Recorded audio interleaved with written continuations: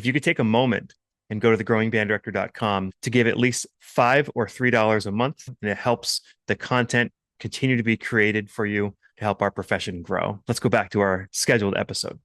Welcome back to the Growing Band Director podcast. It's episode number 256, presented by Excelsia. Thank you for sponsoring my trip down here to New Jersey, New York today with Julius Tolentino. How are you? I'm good. Good. If people have not listened to the first two episodes in this series, go back a week, episode 254, and then back 2 weeks to episode 252. What we're doing is giving you 9 charts, 3 at grade 1, 3 at grade 2, 3 at grade 3, that could be used in a 3-tune set for each one or mix and matched, that are great tunes if you're looking for more stuff to do with your kids. So when you're programming for your kids and you're thinking about a set together, right? What are some things you take into account? I talk about what are our tools, like what are improvisers, who's strong, who's weaker, and how does it fit them? Right. Yeah. You want to base your repertoire, what kind of band you have, the strengths and the weaknesses, as well as, having a balanced set. So, we talked about putting a competition set together. Not necessarily you have to have a ballad, you have to have a Latin piece, but just 3 varying pieces. I think you're better off doing that really help the band sound its best. So we like using a lot of standard tunes, historical tunes. On this grade 1 set, there's going to be 1 new tune and then 2 that are actually technically 2 new tunes, right? That's great programming on our part. Great. I mean, my part. Yeah. But we'll talk about how they work. So the first one is called Avenue Swing. If people have you done any of Mike Collins Dowden's music? I don't think so. Yeah. So I've done a couple of his things. Great young band stuff for sure. He's a teacher in Illinois. I actually met with him for episode 216. If people like him, he's got some concert band stuff out there. And if you're on our Facebook group, he put out a couple charts for free if people want like some grade 1 and 2 concert band stuff. So he wrote Avenue Swing so his students could learn boo-ba-doo-dot, doo-ba-doo-dot. Yeah. Because to do that, what's the normal band going to sound like if you're not insisting? Yeah. Ta-ta-ta-ta. Exactly. They're going to swing like a lead brick. Right. So this is a great vehicle to work on legato swing articulation. And because of all the repeated notes in the melody, that's where it really shows when the students are going to kind of put the hickety in it. So we've got do da do dot nice and long. And literally, it means avenue swing. So like he would teach it with the kids. Again, this red series with Alfred, flute part, clarinet part, even though it's the same as the trumpet part, but they like seeing clarinet on it. 3 brass, 3 saxes, and it's a 16-bar tune. Great little swing tune. So here it is. Let's check it out. Avenue Swing, Mike Collins Dowden.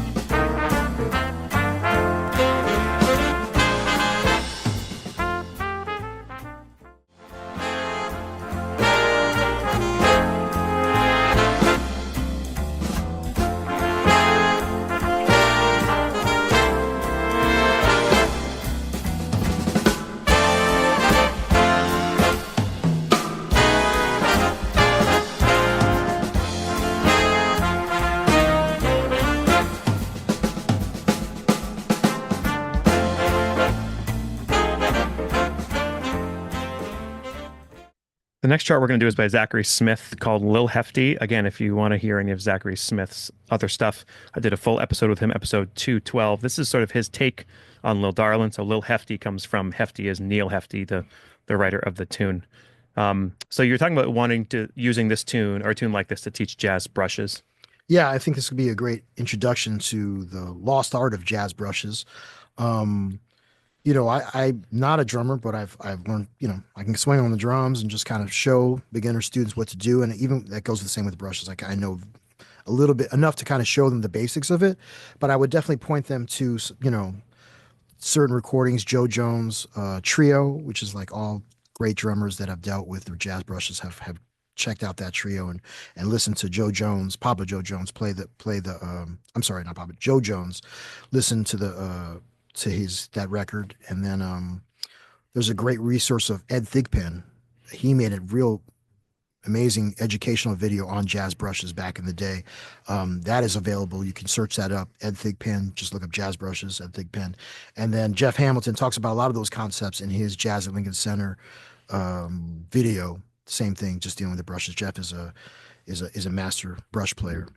So this tune is a great way to think triple it, to not slow down, not speed up, and it Right, does feature your piano player, right. sort of the ode to Count Basie. Yeah, it's definitely very much based on Lil Darlin, but I love that it's based on it very heavily, but it's a little simpler and it's great for this age group. Perfect. All right, here's Lil Hefty, Zachary Smith.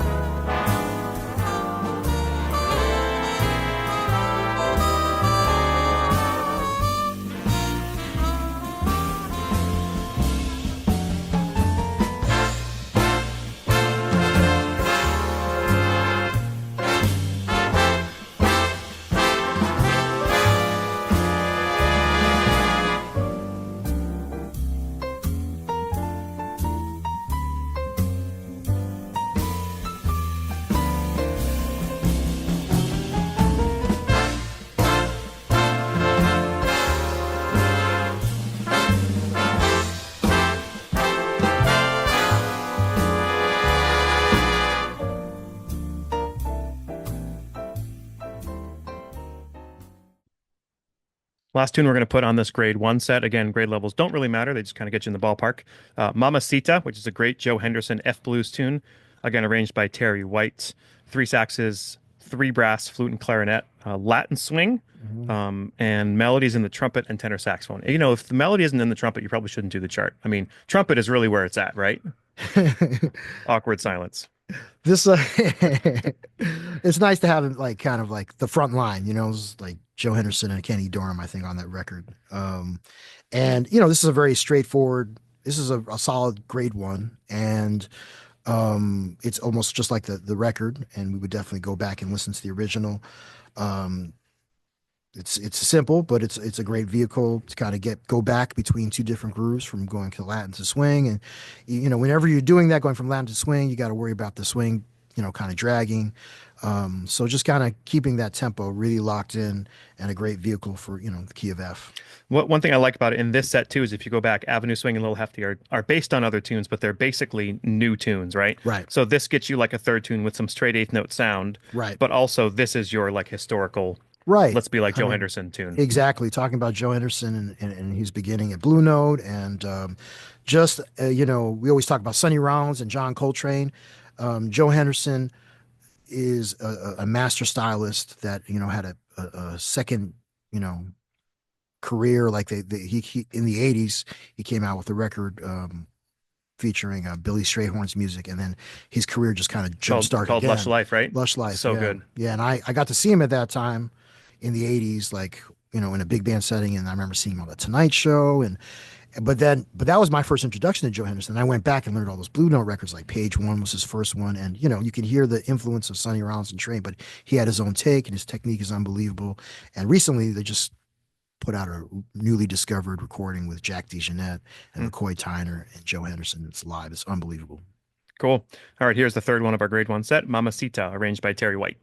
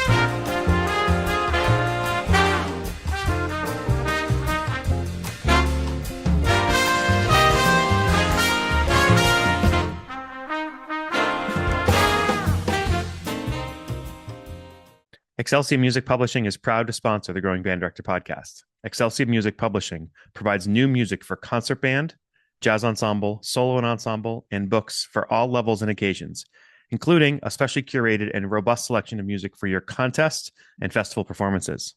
A variety of overtures, marches, and lyric works included on numerous state lists await. Select music that's perfect for your contest and festival needs at excelsiormusic.com.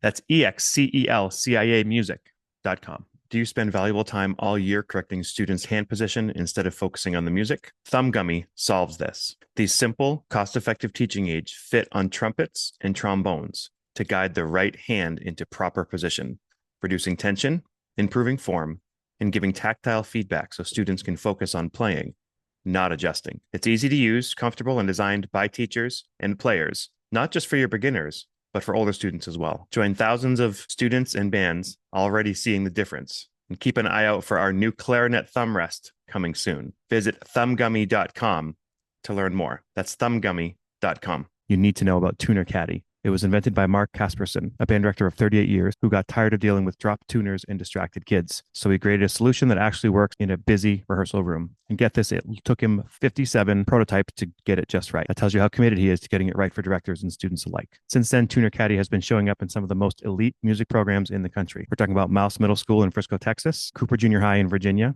Arbor Creek and Creek Valley in Louisville, Texas, Rushing Middle School in Prosper, and many more. These are groups that are playing at the highest level, and they're trusting Tuner Caddy to help them stay in tune. Literally. You'll even find them on stage at the Midwest Clinic, TMEA, and the Music for All Clinic. Classic model fits onto any stand, and there's even a Student Pro, which is a slimmer one for wire stands, and now also a tuner metronome transposable and comes with a 6-foot mic. Check it out at tunercaddy.com or through Music and Arts, Sweetwater, Premier Music Teaching Aids, or your local retailer. If you're writing a grant, Mark and his team are ready to help you out. Check them out at tunercaddy.com. Okay, so now we're on to our grade 2 set. Again, you can mix and match these that you want. The first two are sort of standard tunes. The one in the middle we're going to use, the ballad, is like a contemporary newer tune. So this is on my Mount Rushmore, not only of writers and composers, but of arrangements. This is the Mike Sweeney arrangement of the Miles Davis tune. Well, is it a Miles tune? I know it's off the Kind of Blue, Kind of yeah. Blue, but I don't. I think it is a Mouse tune, yeah. So All Blues is typically in G major, right? We talked about earlier. G7, This, yeah, G major. yeah, this one is in F. I just love that it has some of the solo stuff from the original recording, and Right. the trumpet player gets to use a Harmon mute. Again, Right. stick it in the microphone. Right. I mean, a great way to teach your students to swing in three. Hmm. That's something I have to say I haven't done too much of in my groups, but it puts it in an easier key than playing in the key of G. And like you said, the written out solos, the trumpet solo quotes Miles at the beginning, and then the alto solo quotes Cannonball, which is a classic beginning to a solo. This And it's was an interesting blues. It's just not just a typical 12 bar kind of chord changes. Those different, like the last four bars are different. It's never been done before with that And I think substitution. if you buy this chart now, it's actually written like out in a combo 4-part type of thing, but it's still Right. full perfect. It's almost like a flex Yeah, composition. it's the same thing Yeah. as that happened 20 years ago, but it's just written a little differently. I Yeah. wanted to mention the 3/4 thing with Clark Terry because if you teach a kid like boom, check, a doom, check, like Yeah. it gets repetitive and doesn't swing as Right. much. So Right. Clark Terry would do this in person. I told the story in the podcast before. This guest conductor couldn't get their kid to swing in 3/4 at all. So Clark was happened to be there. I don't know. He said, "Hey, Yeah. can I take it?" And the guy's like, "Yeah, you're Clark." Like, of course. Yeah. So Clark goes up and uses the mnemonic device like he obviously would, and Yeah. often would. He said to the drummer, "Can you say this? You parked the car, I parked the car, we Ooh, parked the car, I you love parked the car." that. And they said it, and then all of a sudden, boom, check, check. So that's That's still my awesome. go-to I love in that. in 3/4. Oh, you gave me something. I'm putting that in my pocket. You learn something. All That's a right. good one. Here's the Mike Sweeney arrangement of all blues. Actually, before we do that, if you like Mike Sweeney, and if you don't, what's wrong with you? Episode 250, I think, and 251 were with Michael Sweeney on his concert band and jazz band music. I think we featured this one on there too. So Nice. here's all blues.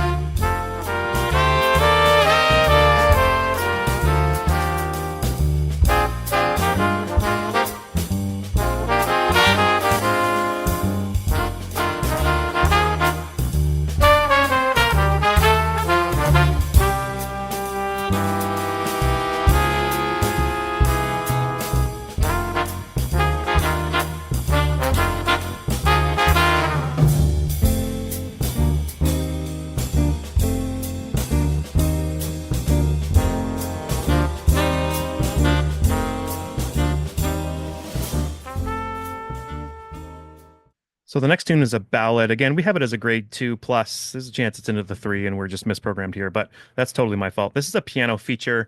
Again, because our first and third tune on this are going to be standard tunes, this is like a newer tune, a gospel tune by Matt Harris called Prayer Meetin'.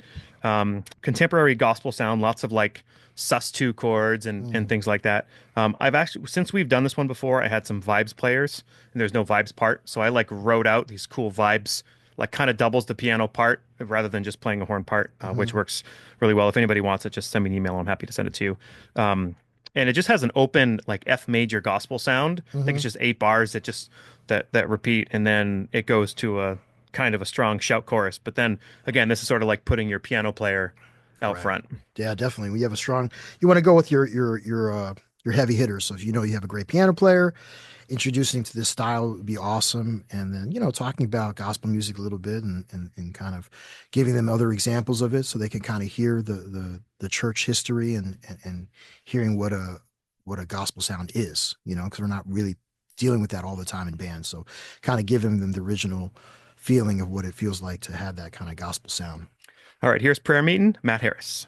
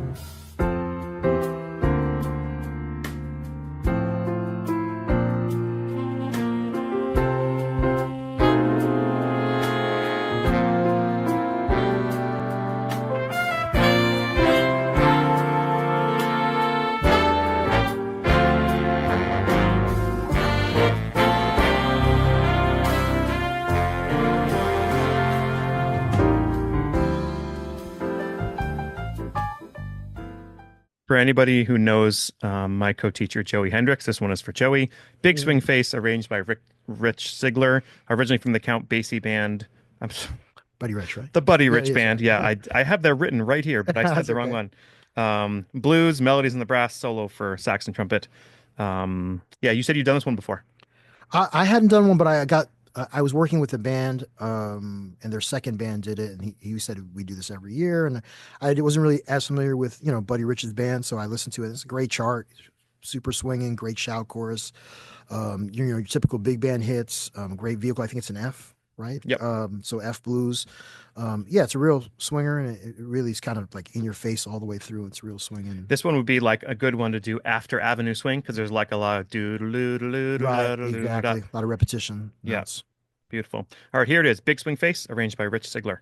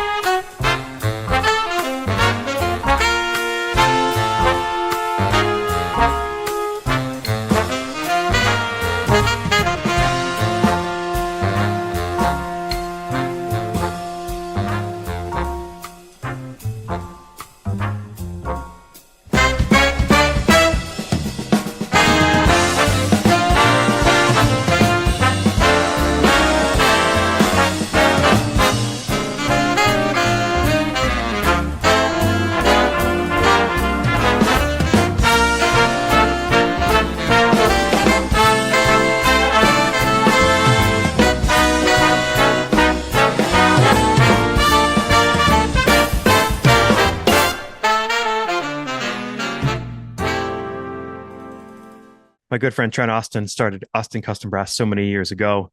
You can call them at 816-410-0826. They ship all over the world. They have a shop in Kansas City, Missouri, and they really are an amazing sponsor of this podcast. They do trumpets, trombones, euphoniums, tubas, mouthpieces, and more, all the way from the beginner to the professional.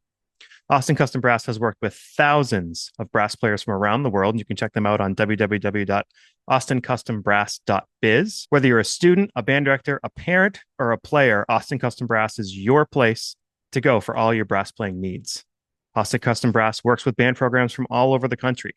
They can provide a bid to you today. They can work within your school's budget, and they accept POs. Call their team today at 816-410-0826. Austin Custom Brass is an amazing resource for brass players and great humans, great people. You'll love working with them. Give them a call. Again, grade levels are just guidelines, sort of like speed limits, as I've been told. So anyway, we're going to go to another Mark Taylor chart. This is There Will Never Be Another You. This is a Hal Leonard white cover series. I want to mention, like we talked about grade level not really being that important.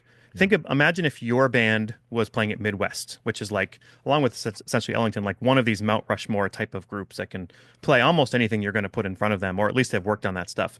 At Midwest, you have to do half the program has to be grade 1, 2, and 3. So this is a chart that I've known for a long time, but then Douglas Anderson School of the Arts, Don Zentz, did 2024. He used it for his second drummer. He used it to open up. I think he had the saxes. He wanted them to double on flute. So like they were doubling on flute for something else. So then two of the saxophone players came out and like soloed on flute, the tenor one and the alto one on it. Drummers, it features the drummer on this with a unison rhythm thing for the full band. The end is really cool, which I hopefully we'll get to on this recording. And there's a vibes part again. That whole like vibes out front. I dig that. Yeah. And it's in E flat the way it's supposed to be. Yeah, I mean, most cats learn this tune in E flat. Again, not Mark Taylor. Mark Taylor. Right, I'm confusing him with another Mark Taylor. But great arrangement of a standard. You want to trust the arranger on this, and he does an amazing job with all the tunes that we've done in these past episodes. This is a tune that I use as a vehicle.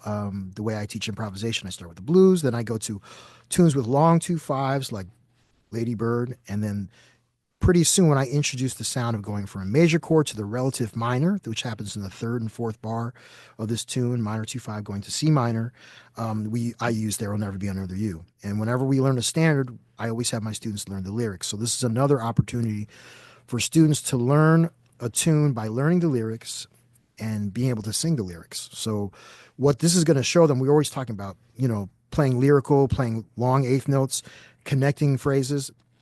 Students have struggled doing that because they don't sing these songs. So this is a great opportunity for all my students to know these lyrics if they've been studying with me long enough, and they can sing them in a very lyrical way. So this is a great, for me, I'm definitely going to pick this one up because I have a lot of students that can play on this tune. It's great to feature a drummer too. Lots of brushes and then goes to sticks. You could also do this as a middle tune. Like say you had a third tune on a festival that had like, like maybe a slow intro or something different. This could work as a middle tune too. Definitely. So There Will Never Be Another You, arranged by Mark Taylor.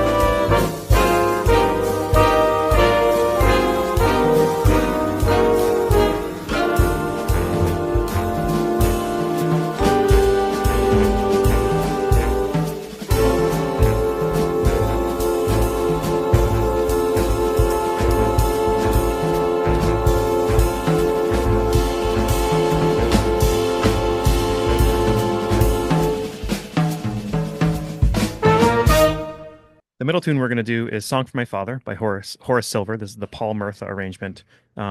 This tune is an AAB tune, Mhm. standard form bossa nova. It's just a great original jazz tune that's pretty simple.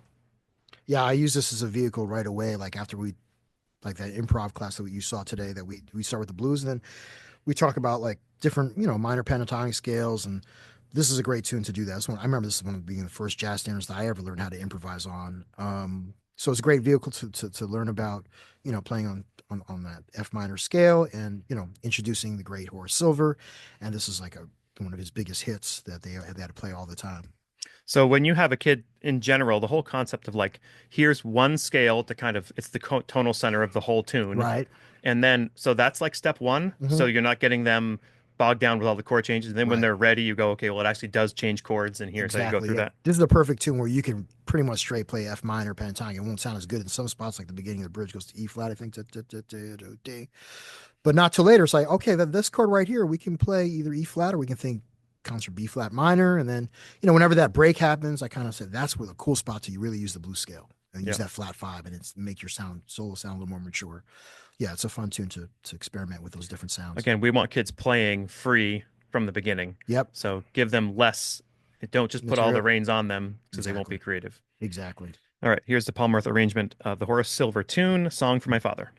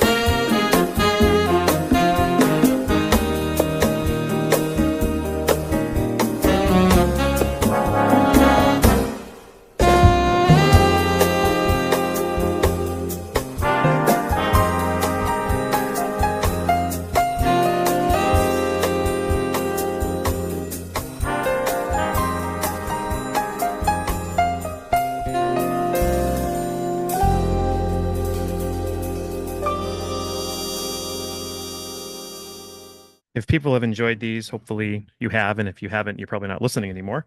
I did one of these with Terry White about a year and a half ago. I think they're in the episode like 110 session. There's like three of these with Terry White. If you like them, a lot of the charts I would have featured here featured like a year and a half ago, so I didn't want to double up on that one.